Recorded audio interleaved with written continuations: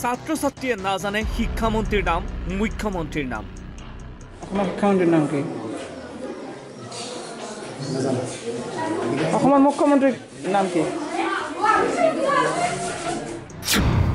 বিদ্যালয় শিক্ষকে নাজানে জিলা উপায়ুক্ত, আৰক্ষী অধীক্ষক, বিদ্যালয় পৰিদৰ্শকৰ নাম। শৰৎ ডিচিৰ নাম কি?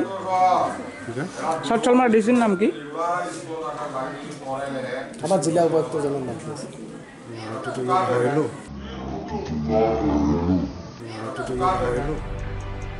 দেখি শুনি নিশ্চয় আপুনিও আচৰিত হৈছে।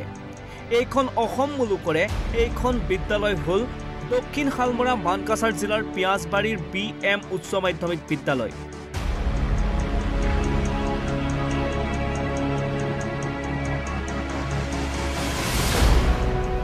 ছাত্ৰ ছাত্ৰীক নিয়মিতভাৱে পাঠদান নকৰাৰ অভিযোগ বিদ্যালয় কৰ্তৃপক্ষ তথা বিদ্যালয়ৰ প্ৰধান শিক্ষক নুৰ ইছলাম শেখৰ বিৰুদ্ধে। অনিয়মিত পাঠদানৰ উপৰিও বিদ্যালয়খনত মধ্যাহ্ন ভোজন, ছাত্ৰ ছাত্ৰীক ইউনিফৰ্ম বিতৰণৰ অনিয়মৰ লগতে মাচুল সংগ্ৰহৰ দুৰ্নীতিৰহে বহু অভিযোগ প্ৰধান শিক্ষক নুৰ ইছলাম শেখৰ বিৰুদ্ধে। আমাৰ নতুনকৈ হোৱা এই পিয়াজবাৰী BM হাইস্কুলৰ নৱনিৰ্বাচিত যি হেড টিচাৰ আছে তেখেতৰ নাম হয় নুৰুল ইছলাম হয়। ৰাইজৰ অভিযোগ আৰু গাৰ্জিয়ানৰ অভিযোগ মতে আমি আহিছিলোঁ। আমি আহি ছাৰক মানে সন্মান সহকাৰে আমি এটা কথা কৈছিলোঁ যে ছাৰ, আমি এটা অভিযোগ পাইছিলোঁ যে আপোনালোকে যে ড্ৰেছ দি আছে সেই ড্ৰেছটো একেবাৰে নিম্নমানৰ হৈছে। সেইকাৰণে আমি সঁচা মিছা নাজানো, আপোনাৰ পৰা মানে এইটো মানে সঁচা মিছা নিৰ্ণয় কৰিবলৈ আহিছিলোঁ।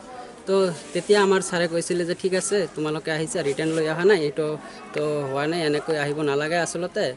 কিন্তু আমাৰ যিটো শৈক্ষিক পৰিৱেশ, সেই শৈক্ষিক পৰিৱেশটো আমি সুন্দৰভাৱে আমি দেখিবলৈ পোৱা নাই। পঢ়া শুনাও ঠিকমতে চলা নাই। আমি যিখিনি শুনিছোঁ ছাত্ৰ ছাত্ৰীৰ পৰা শুনিছোঁ যে মানে ক্লাছ 9টা বা 10টা বজাৰ পৰা আৰম্ভ হয় একচুৱেলি, কিন্তু আমাৰ ইয়াত ছাৰসকলে আহে 11টা বজাত, আৰু 11টা বজাত অহাৰ পিছত 12টা বজাত তেখেতসকলে কি কৰে, ইয়াত বহি চাদা মাৰি থাকে। আমাৰ হাতত এইখিনি তথ্যও আছে।